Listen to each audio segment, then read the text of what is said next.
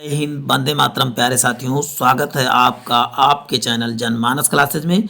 आज आपको बता दूं, उत्तर प्रदेश स्पेशल की ये क्लास है। ये उत्तर प्रदेश के किसी भी एग्जाम, वैसे इस समय तो चल रहा है, आपको जानते हैं यूपी पुलिस के लिए अमृत साबित, क्योंकि कोई भी उत्तर प्रदेश की परीक्षा हो उसमें जो है यूपी स्पेशल से क्वेश्चन जरूर पूछे जाते हैं। तो यूपी स्पेशल आप देखना चाहते हैं तो लगभग आपको मिल जाएगा। ये 42 पेज की पीडीएफ है और ये 42 पेज का पूरा पीडीएफ पहले मैं तो डिस्कस करूँगा। पीडीएफ आप ज्वाइन करना चाहते हैं तो पीडीएफ भी आपको मिल जाएगी, बस बने रहें, आपको बताया जाएगा पीडीएफ कहाँ पर डाउनलोड होगा। लेकिन अभी बता दूं मैं आपको, इसका एक पार्ट चैनल पे पहले अपलोड है और उसके बाद आज हम नेक्स्ट पार्ट इसमें डिस्कस करने जा रहे हैं। देखो ये सब पहले ही डिस्कस किया जा चुका है, एक शॉर्ट नोट के रूप में है और आपको जरूर इसका फ़ायदा मिलेगा। बस आपको ध्यानपूर्वक वीडियो को देखना है। अब आज जो है हम इसको आगे से डिस्कस करने वाले हैं। आज का पहला टॉपिक हमारा जो है, पहला टॉपिक में है उत्तर प्रदेश प्रमुख ऐतिहासिक एवं धार्मिक स्थल के बारे में बात करने वाले हैं। इसके नेक्स्ट टॉपिक यानी कि 3 से 4 टॉपिक्स में शामिल किए जाएंगे प्यारे साथियों, तो बने रहे हमारे साथ। पहला क्वेश्चन, उत्तर प्रदेश के पर्यटन विकास निगम की स्थापना कब हुई थी? तो आप बताओगे 1974 में। अब वहीं बात करें पर्यटन को उद्योग का दर्जा कब दिया गया था? पर्यटन को उद्योग का दर्जा तो आप बताएंगे 1998 में पर्यटन को उद्योग का दर्जा दिया गया था। 1998, सॉरी 98, हाँ ठीक है 98। वहीं प्रदेश में हेरिटेज आर्क के रूप में विकसित किया जा रहा है कौन से? तो आप बताओ। आगरा, लखनऊ और वाराणसी को हेरिटेज आर्क के रूप में जो है स्थापित किया जा रहा है। नेक्स्ट क्वेश्चन है, यूनेस्को विश्व धरोहर सूची में शामिल उत्तर प्रदेश के कौन कौन से स्मारक हैं? पहला ताजमहल, दूसरा आगरा किला, तीसरा फतेहपुर सीकरी। ये क्या है? तो हेरिटेज आर्क के रूप में स्थापित किए गए हैं। वहीं विदेशी पर्यटकों के लिए प्रदेश का महत्वपूर्ण दर्शनीय स्थल कौन सा है? तो ताजमहल जो क्या है, और भारत का भी सबसे दर्शनीय स्थल है कौन सा? तो बताओगे ताजमहल। वहीं मैत्रेय परियोजना आप बताएंगे जापान के सहयोग से चलाई जा रही है यह परियोजना, और किसके लिए है? तो बौद्ध पर्वतों का निर्माण करने के लिए मैत्रेय परियोजना। ये कैसे संबंधित? तो बौद्ध धर्म से संबंधित, इसको रिलेट से बता सकते हैं। जैन धर्म के 5वें तीर्थंकर की जन्मभूमि कहाँ है? तो आप बताओ अयोध्या। और पहले तीर्थंकर की जन्मभूमि भी अयोध्या है। 5वें तीर्थंकर कौन थे? तो आप बताएंगे अर्जुन देव जो थे 5वें तीर्थंकर थे।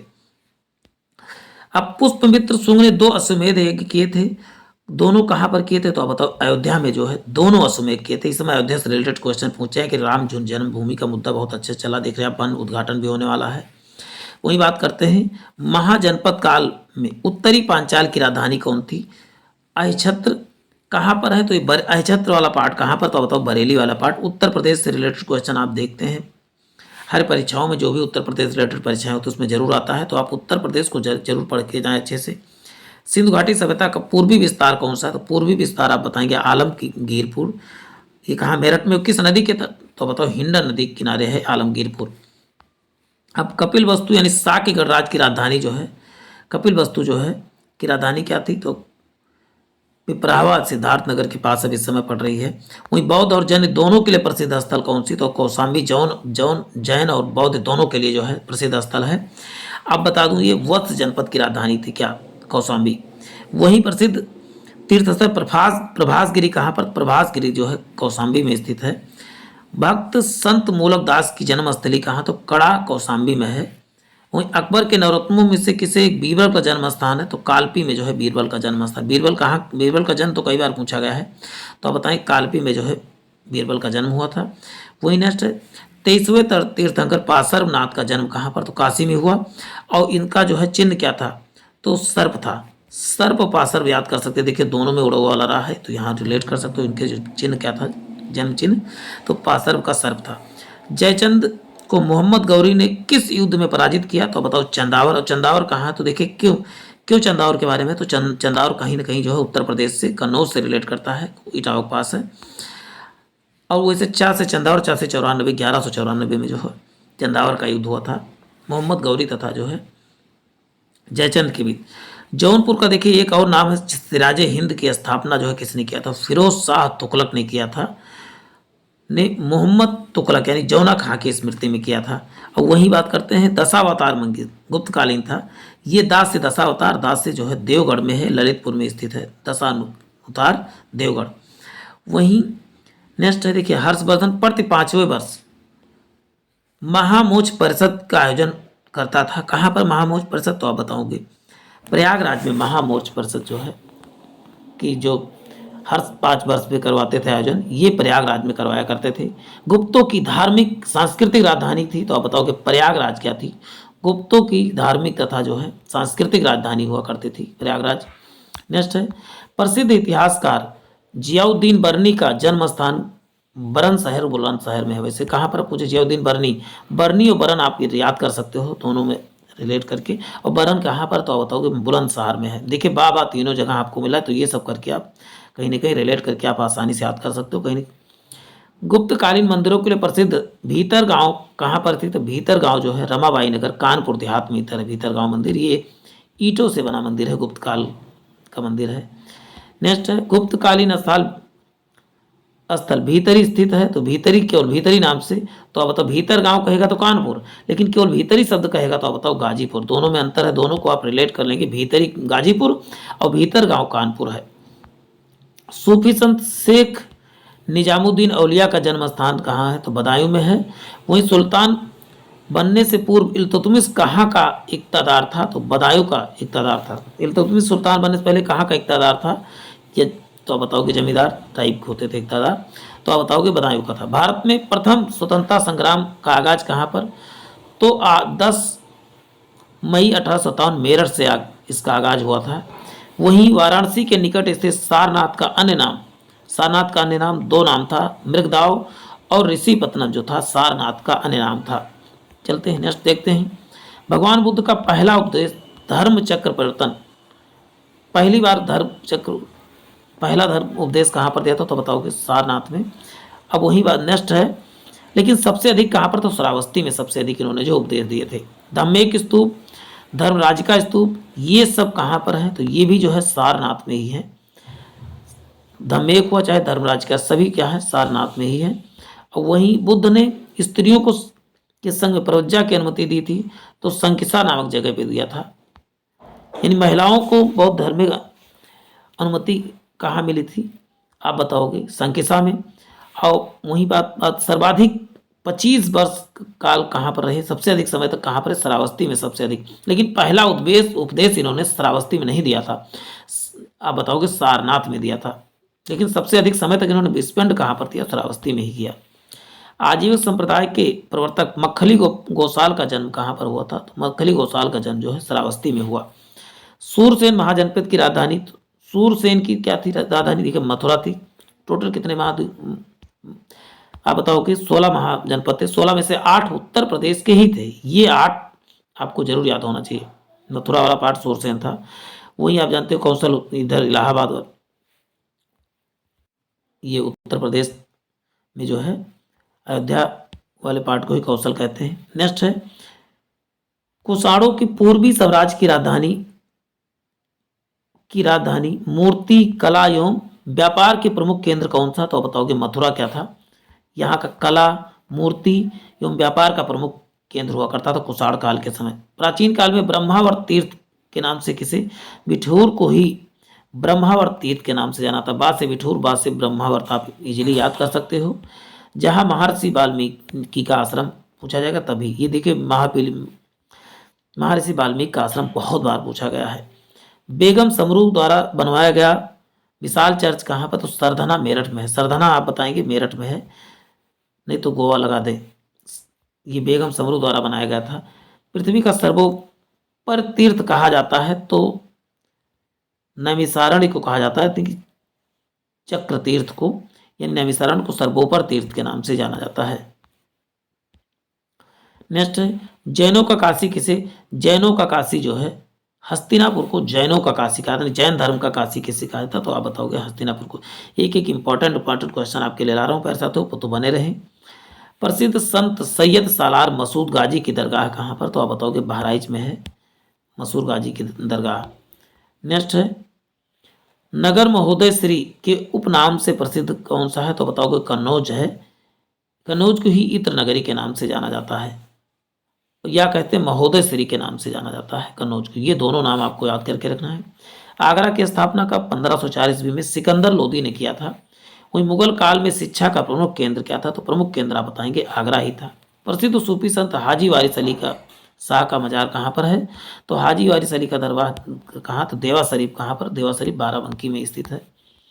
नेक्स्ट है, महाजनपद काल में पूर्वी पांचाल जनपद की राजधानी जो है काम्पिल्य किन महाभारत कालीन चरित्रों का वर्णन करता है? तो द्रौपदी तथा द्रोणाचार्य जी के जो है चरित्रों का वर्णन कहाँ मिलेगा? तो आप बताओगे कैंपिल में। नेक्स्ट है, महाजनपद काल में मल्ल गणराज्य की राजधानी क्या थी? कुशीनगर थी। ये भगवान बुद्ध का महान यानी इनकी मृत्यु कहाँ पर हुई थी? तो बताओ कुशीनगर में ही हुई थी। नेक्स्ट है, किसके शासनकाल में अवध की राजधानी फैजाबाद से जो है लखनऊ लाई गई? नवाब अशफाक उद्दौला के समय जो है फैजाबाद से कहाँ लाई गई? तो आप बताओगे लखनऊ लाई गई थी। नेक्स्ट है, रानी लक्ष्मीबाई का जन्म कहाँ हुआ था? तो वाराणसी के भदैनी 80 जगह पर हुआ था। वहीं प्रेम मंदिर वृंदावन के कृपाली जी महाराज ने बनवाया था।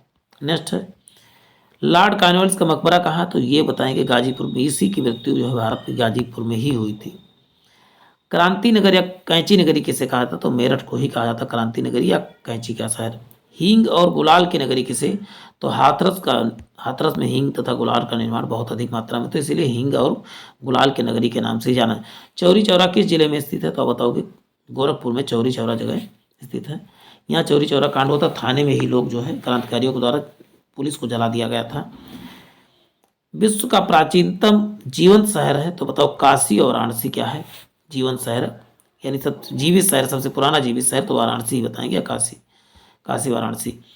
उदयन वासुदत्ता की कथा संबंधित है, कौशाम्बी से संबंधित है। वहीं जेके मंदिर कहाँ? तो जेके मंदिर आप बताएंगे कानपुर में है। भारत माता मंदिर कहाँ? तो भारत माता मंदिर भी वाराणसी में है। वो प्रतिष्ठानपुर या ऋषभ देव की तपस्बली कहाँ पर? तो झूसी प्रयागराज में है। ऋषभ देव या प्रतिष्ठानपुरी के नाम से किसे जाना जाता है? तो आप बताओगे झूसी प्रयागराज को ही। उत्तर प्रदेश का पर्यटन दिवस 14 फरवरी को पर्यटन दिवस मनाया जाता है। ये वर्ष 2016 से जो है मनाया जाने लगा है। उत्तर प्रदेश में इको टूरिज्म पॉलिसी का प्रारंभ कब हुआ? तो 2014 से इको टूरिज्म पॉलिसी का आरंभ हुआ। मंदिरों घाटों का नगर किसे? मंदिरों तथा घाटों का नगर आप बताएंगे। वाराणसी को मंदिरों तथा घाटों के नाम से। देखिए कितना इंपॉर्टेंट क्वेश्चन है प्यारे साथियों। आप यहाँ तक पहुँचे तो वीडियो को लाइक शेयर जरूर कर दिया करें। नेक्स्ट है, विचित्र धूसर मृदभांड से संबंधित अतरंजी खेड़ा स्थित है। कहाँ पर अतरंजी खेड़ा आप बताएंगे। यहाँ पर लौह के साक्ष्य मिले थे 1000 ईसा पूर्व। और वहीं स्वामी हरिदास कहाँ निवास करते थे? निधिवन वृंदावन में जो है स्वामी हरिदास निवास करते थे।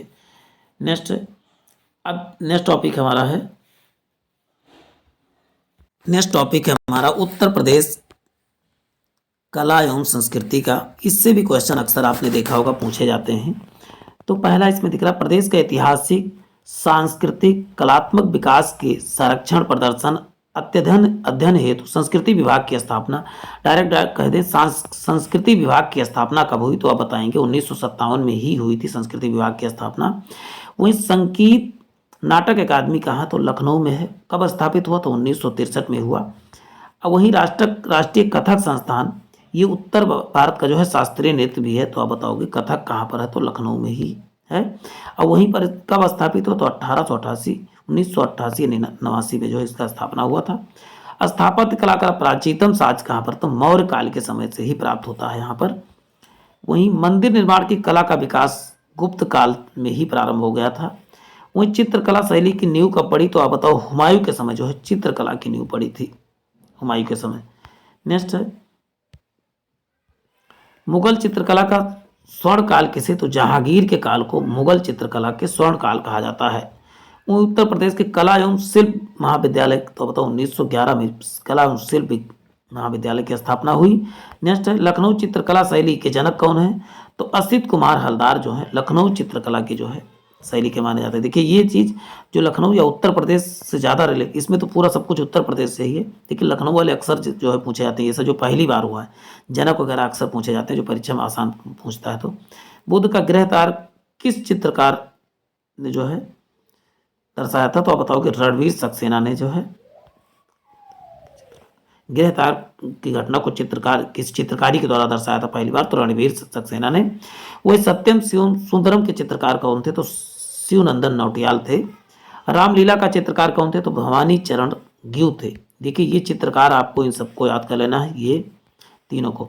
संगीत का बाइबिल किसे कहा जाता है? तो भरत मुनि का नाट्य शास्त्र को संगीत का बाइबिल के नाम से जाना जाता है। नाट्यशास्त्र किसकी पुस्तक है? तो आप बताओगे भरत मुनि की है। वहीं ध्रुपद शैली में ईरानी शैली का मिश्रण कर ख्याल गायन का आविष्कार किया था, तो अमीर खुसरो ने किया था। तबला एवं सितार का आविष्कार भी अमीर खुसरो ने किया था। तबला सितार देखिए तो का आविष्कार भी किसने? आप बताओगे अमीर खुसरो ने।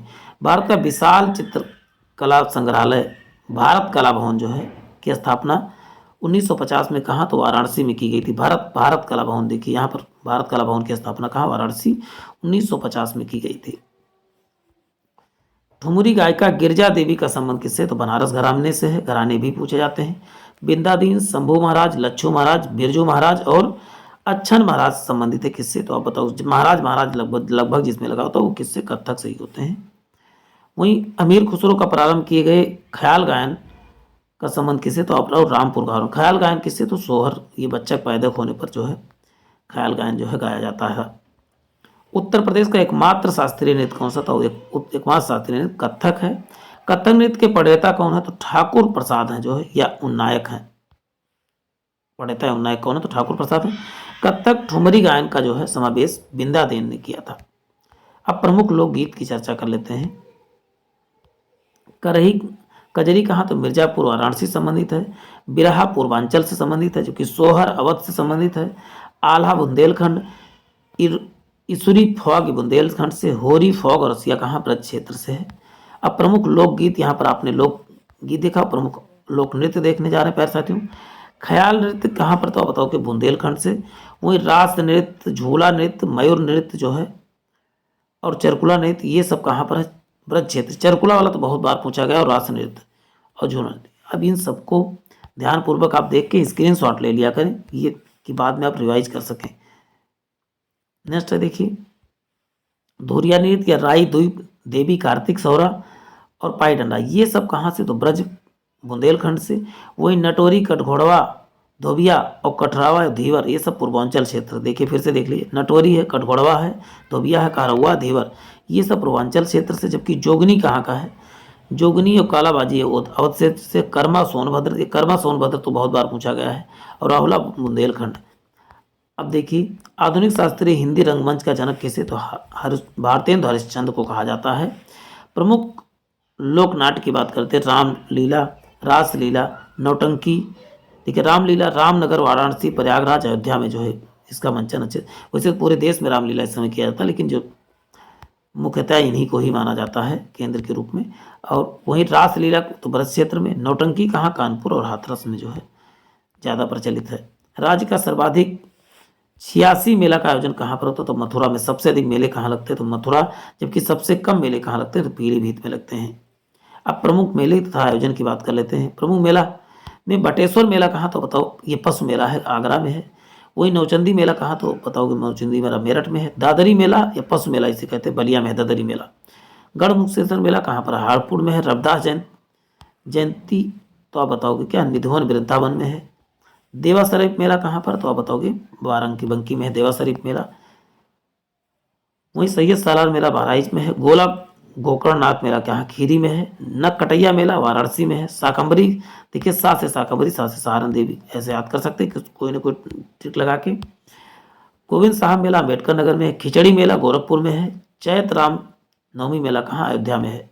नेक्स्ट है हिंदू मुस्लिम एकता का 16 कुल महोत्सव जो है आगरा के त्रिवेणी महोत्सव, ये सब आप बताओगे प्रयागराज में। जबकि 16 कुल कहाँ? तो आप बताओगे आगरा में है। ताज महोत्सव आगरा में। कबीर महोत्सव मगहर में है। मगहर कहाँ? संत कबीर नगर में है। उत्तर प्रदेश में प्रचलित निगम की स्थापना कब की गई थी? तो आप बताओगे 1975 में। जैन संग्रहालय कहाँ पर? तो मथुरा 2003 में स्थापित किया गया था। 3 राजकीय संग्रहालय कौन से? गोरखपुर, कुशीनगर और पिपरावा सिद्धार्थनगर में है। ये पिपरावा जो है ये कामपिली के पास है। अब नेक्स्ट है खड़ी बोली विकास किस सौर सेनी से हुआ है? इसके अन्य नाम क्या है? तो कौरवी है, हिंदुस्तानी या नगरी या सरहिंदी है। खड़ी बोली का नाम क्या है? तो कौरवी भी है, हिंदुस्तानी भी है, नागरी भी है, सरहिंदी। इसके 4 नाम है, चारों नाम को आपको अच्छे से याद कर लेना खड़ी बोली का है। आप लगभग केवल एक ही शब्द जानते हो कि कौरवी, लेकिन आज के बाद हिंदुस्तानी, नागरी और सरहिंदी के नाम से भी जाना जाता है इसे। ब्रज क्षेत्र मथुरा, अलीगढ़, हाथरस और कास, ब्रज क्षेत्र में ये 4 आते हैं। मथुरा आते हैं, अलीगढ़ आता है, हाथरस और कासगंज, ये सब ब्रज क्षेत्र में आते हैं। और ब्रज भाषा का विकास जो है सौर सेनी अपभ्रंश से हुआ है। वहीं फैजाबाद, गोंडा, बहराइच, सीतापुर, लखनऊ, उन्नाव, रायबरेली में बोली जाने वाली अवधी भाषा का विकास जो है अर्धमागधी से हुआ। किससे? अर्धमागधी से। वहीं प्रदेश में सर्वाधिक लोगों द्वारा बोली जाने वाली उपबोली कौन सी है? तो भोजपुरी सबसे अधिक बोली जाती है सर उत्तर प्रदेश में। नेक्स्ट है उत्तर प्रदेश राज्य की अवलेखागार 1949 में प्रयागराज में स्थापित किया गया था। जैन और बौद्ध दोनों धर्मों के प्रसिद्ध तीर्थ कौन था? तो जैन और बौद्ध दोनों के लिए जो है कौन सबसे अच्छा जगह है, जो दोनों का कॉमन धार्मिक केंद्र है, तो कौशाम्बी है। वहीं उत्तर मध्य में सांस्कृतिक केंद्र कौन था? तो बताओ प्रयागराज था। वहीं राज्य के स्वतंत्रता संग्राम संग्रहालय तो आप बताएंगे मेरठ है, क्योंकि आप जानते मेरठ से ही स्वतंत्र क्रांति की शुरुआत हुई थी। अब बात करते हैं प्रदेश में कुषाण एवं गुप्तकालीन संस्कृति का एकमात्र संग्रहालय कौन सा? मथुरा संग्रहालय है। खड़ी बोली के विकास के लिए प्रारंभिक महत्वपूर्ण योगदान जो है अमीर खुसरो ने दिया था। नेक्स्ट टॉपिक है, नेक्स्ट वीडियो में हम जो है मार्गदर्शन जो है उत्तर प्रदेश में शिक्षा एवं साहित्य के बारे में चर्चा करेंगे, और उसके बाद 2 या 3 इसके बाद 2 और 3 टॉपिक और शामिल करेंगे। तो बने रहें प्यारे साथियों। जय हिंद, जय भारत।